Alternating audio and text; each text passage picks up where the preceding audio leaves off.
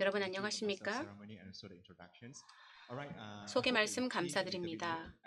잠깐 좀 바꿔야 될 것 같아요. 아침부터 지금까지 다 한국어로만 이야기를 했기 때문에 제 발표에서 영어를 써도 좀 이해해 주시기 바랍니다. 저는 의료관광 부분에서 적극적으로 연구를 하고 있습니다. 그리고 수년 전에 의료관광 부분에 박사학위를 취득했습니다. 의료관광이라고 하면 사람들은 이거 뭔가 새로운 것이기 때문에 사람들이 잘 알지 못합니다. 이런 학계에서는 항상 새로운 것을 이렇게 연구를 하려고 하죠. 하지만 저는 의료관광이라는 부분을 계속해서 연구를 해왔습니다. 제 연구는 의료관광에서도 마케팅 측면에 집중되어 있습니다. 제 소개를 조금 드리자면 저는 말레이시아라는 나라에서 왔습니다. 말레이시아는 의료관광 측면에서 굉장히 유명한 나라입니다. 우리는 프린스 컷 병원이라고 하는 병원이 있는데 의료관광 부분에 있어서 가장 훌륭한 그런 병원 중 하나입니다. 관련 저널에서 그렇게 꼽았고요. 여기서 보시면 코로나 이후에 정말 많은 것들이 달라진 것을 알 수 있습니다. 특히 의료관광 부분에서 큰 변화가 있었죠. 의료관광 측면에서 보면 의료관광 시장은 굉장히 유망한 시장입니다. 특히 말레이시아 같은 경우에는 260만 달러를 창출시킬 수 있는 유망한 산업이 바로 의료관광입니다. 단순히 보건 시스템을 지원할 뿐만 아니라 그 관광 산업까지도 지원할 수 있는 것이 바로 의료관광입니다. 그래서 기본적으로 의료관광에 대한 전문성을 가져야 할 것입니다. 그리고 말레이시아와 싱가포르 그리고 태국이 의료관광의 3대 국가인데요. 하지만 큰 변화가 일어나고 있습니다. 동남아시아를 보면 의료관광만을 하는 것이 아니라 이 의료관광의 일환으로 문화도 함께 어필을 하고 있습니다. 특히 태국과 말레이시아는 따뜻한 환대로 유명하고 또 동시에 고급 의료 서비스로도 유명하죠. 싱가포르도 마찬가지고 말레이시아도 그렇습니다. 지금 동남아시아라고 하면 태국, 싱가포르, 말레이시아 등의 나라가 있습니다. 지금 이 수치를 보면 굉장히 유사하다는 것을 볼 수 있는데요. 의료 관광 부문에서 2018년도에 그 통계를 보시면 유사한 것을 알 수 있습니다. 이런 동남아시아 의료관광 국가에서 하는 치료비는 굉장히 낮습니다. 그리고 의료 관광을 하는 사람들을 보면 보통 중국인들이 많은데요. 또 미국인, 호주인, 유럽 국가 등 다양한 국가에서 동남아시아를 찾고 있습니다. 오늘 저의 발표 주제는 사실 마케팅이죠. 그래서 의료 관광을 마케팅 측면에서 말씀드리고자 합니다. 제가 연구를 시작했을 때 의료 보건 부분에 있어서 소셜미디어 마케팅에 대한 이야기를 했는데 그 당시에는 그런 것들을 잘 받아들이지 않았어요. 인스타그램이나 페이스북이나 틱톡 등에 대해서 관심이 없었습니다. 왜냐하면 그 당시에 의료기관 등은 그러한 소셜미디어를 통해서 우리 기관에 대한 나쁜 평가를 소문낼 것이라고 걱정했기 때문에 소셜미디어 플랫폼을 활용한 마케팅에 관심이 없었습니다. 하지만 소셜미디어를 통해서 기관이 만들어내는 컨텐츠도 게시할 수 있고 또 사용자들이 게시하는 컨텐츠도 창출이 됩니다. 이용자들은 소셜미디어에 후기를 남깁니다. 그래서 이 부분에서 제가 연구를 했을 때 소셜미디어를 통한 마케팅에 대해 이야기를 할 때 아무도 제 말을 귀담아 듣지 않았습니다. 특히 제가 이와 관련해서 논문을 썼었는데요. 실제로 이제 세월이 지나서 사람들이 마케팅 측면에서 소셜미디어를 진지하게 바라보기 시작했습니다. 제가 박사 학위를 이제 다 완료를 하고 나서 지금까지도 저는 이 부분에서 일을 하고 있는데요. 소셜미디어가 나온 이후부터 이 플랫폼을 통한 많은 그런 마케팅 수익을 올릴 수 있습니다. 여러분의 웹사이트에, 여러분의 소셜미디어에 어떤 정보든 올릴 수 있습니다만 의료 관광을 하는 사람들이 찾는 정보를 올리셔야 합니다. 특히 여러분이 소셜미디어를 활용을 한다면 그렇게 해야 됩니다. 마케팅과 브랜딩에 있어서 중요한 원칙이 있는데요. 최신 트렌드를 활용을 해서 그것을 여러분의 마케팅 전략에 반영을 해서 탁 눈에 띄는 그런 컨텐츠를 만들어내야 됩니다. 이게 바로 마케팅이 작동하는 방식입니다. 브랜딩 굉장히 중요합니다. 이것과 관련한 이론 같은 것은 나누지 않겠습니다. 하지만 중요한 것은 우리의 핵심 가치를 알고 브랜딩을 해야 됩니다. 그런 포지셔닝 전략을 잘 잡아야 됩니다. 아무 계획 없이 시장에 뛰어들 수는 없습니다. 계획이 없이 뛰어든다면 망하게 될 것입니다. 그래서 브랜딩에 대해서 생각을 하게 되면 몇 가지를 고려해 봐야 되는데요. 첫 번째는 정체성입니다. 여러분이 스스로를 홍보를 하려면 확실한 정체성을 가지고 있어야 됩니다. 삼성병원 그리고 안산병원, 아산병원 이런 것들을 보면 바로 브랜드화 되어 있죠. 이 이름만 들어도 브랜드로 인식이 됩니다. 대부분의 의료관광인들은 외국인들이잖아요. 그럼 관광객들을 위해서 병원 등은 통역팀을 꾸리기도 합니다. 70%의 이런 말레이시아 의료 관광객의 70%는 인도네시아 분들입니다. 인도네시아에서 비행기를 타고 말레이시아 북부로 와서 의료 관광을 합니다. 펑냥이 굉장히 유명한 도시이죠. 그래서 이런 것들을 생각해서 브랜딩을 하고 전략을 잡아야 되겠죠. 그리고 스스로에 대해서 잘 알아야 되고 타겟 마켓에 대해서도 알아야 됩니다.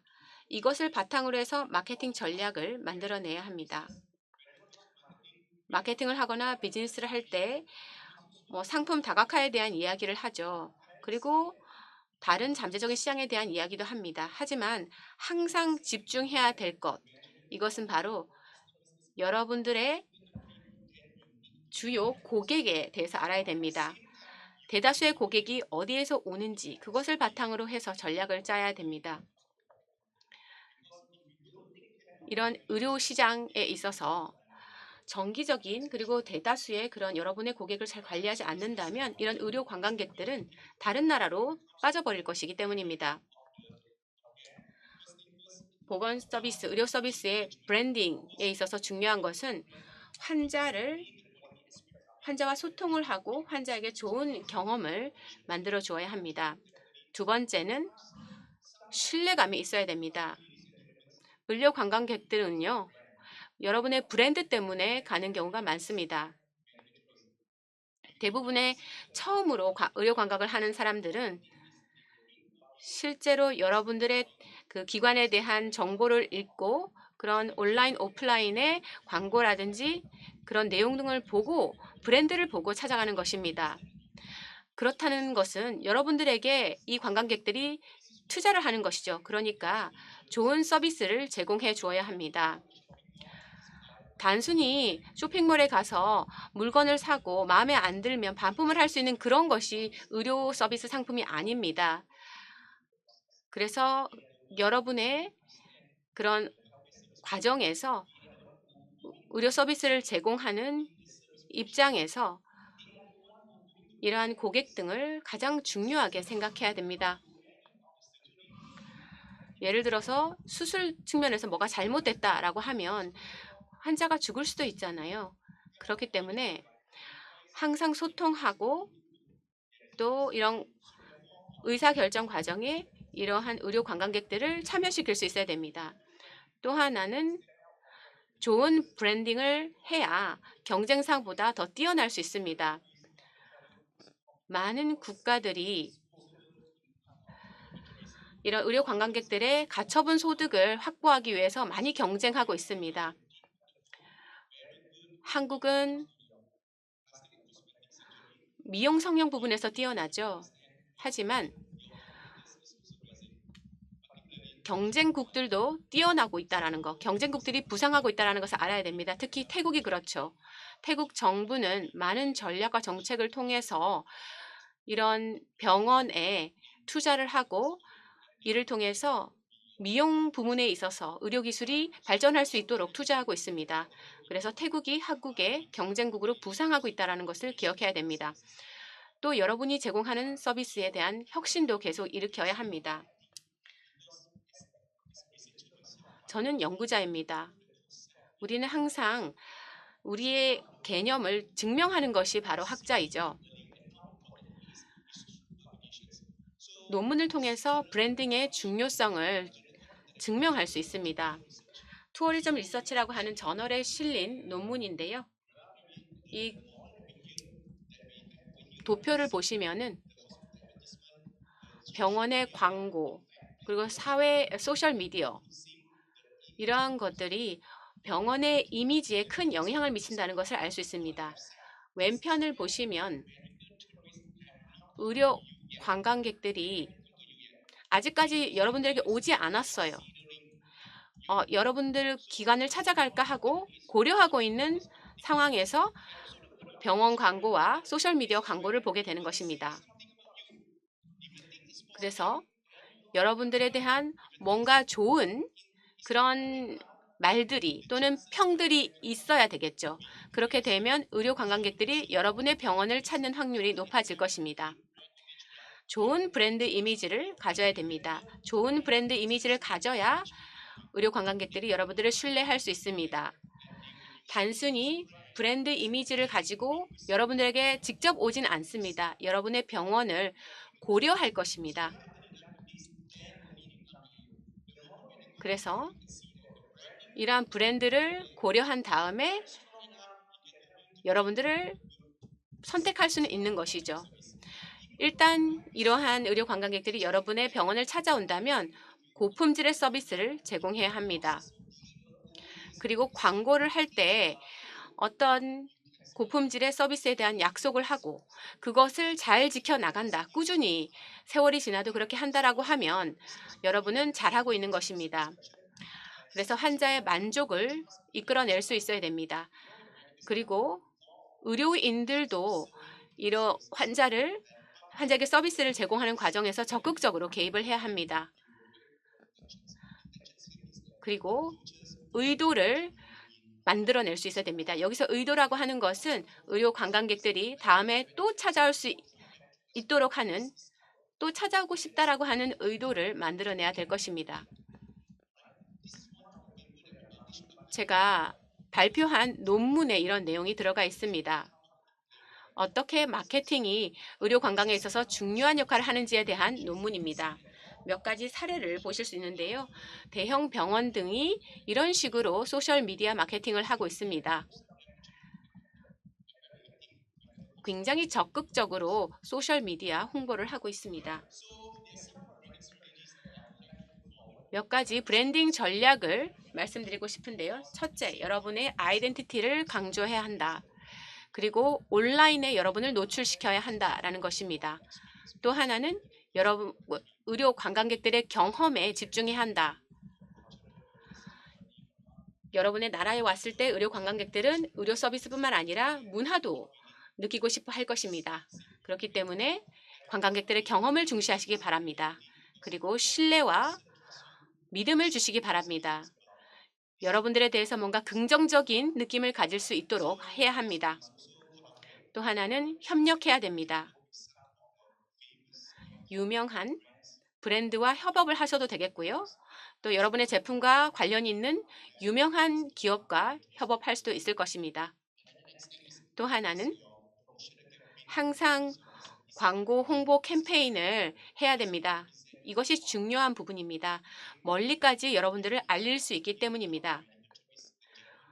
의료 관광객에 대해서 이야기할 기회가 있다라고 하면 사실 이들은 여러분의 병원의 의사가 누구인지 병원에 대해서 많이 알고 싶어 할 것이거든요. 그러한 정보를 널리 알려야 할 것입니다. 5분밖에 안 남아서 제가 빠르게 이야기하고 있는데요. 또 경쟁 전략도 있습니다. 그리고 또 정부가 할 수 있는 역할도 있습니다. 먼저 비자 프로세스를 간결하고 친화적으로 만들어야 됩니다. 의료 관광객이 많이 찾아오도록 하려면 비자가 쉬워야 됩니다. 그리고 안전한 그런 국가를 만들어야 될 것입니다. 그리고 대표 사무소를 만들어서 많은 정보와 서비스를 제공할 수 있어야 될 것입니다. 언어의 차이가 있기 때문에 의료 관광객들이 쉽게 도움을 받을 수 있는 그런 오피스를 만들어서 정보라든지 도움을 받을 수 있도록 해야 될 것입니다. 의료 관광과 관련해서 국가별로 사실 의료 관광을 담당하는 부서를 만들거든요. 그러한 부서를 만들 것을 권고합니다. 또 하나는 의료 관광과 관련한 의료 컨퍼런스를 많이 개최하시기 바랍니다. 오늘과 같은 메디컬 코리아도 좋은 예가 되겠죠. 특히 대한민국은 의료 관광 측면에서 굉장히 많은 중요한 회의를 개최하는 좋은 모범적인 나라라고 생각합니다. 이 부분은 병원이 고려할 부분인데요. 소셜미디어를 활용하시기 바랍니다. 그리고 상호작용할 수 있는 그런 광고를 만드시기 바랍니다. 그리고 정부 기관과 긴밀하게 협력하시기 바랍니다. 정부 기관에 여러분들의 그 병원의 존재를 알리시기 바랍니다. 이를 통해서 뭔가 도움을 받을 수 있는 것이 많을 것입니다. 또 하나는 의료 서비스의 품질을 탁월하게 만들길 바랍니다. 그리고 디지털 기술을 활용하시기 바랍니다. 디지털 기술을 잘 활용할 수 없다면 시장에서 뒤처지게 될 것입니다. 원격 의료라든지 이런 것들도 기술을 활용한 좋은 예가 되겠죠. 이러한 의료 분야에서 계속해서 살아남고자 한다면 디지털 기술, 첨단 기술을 적용하시기 바랍니다. 이를 통해서 최고의 제품과 서비스를 제공하시길 바랍니다. 계속해서 의료 서비스를 개선하시기 바랍니다. 그 중에 하나가 바로 검증 그리고 인증을 받는 것입니다.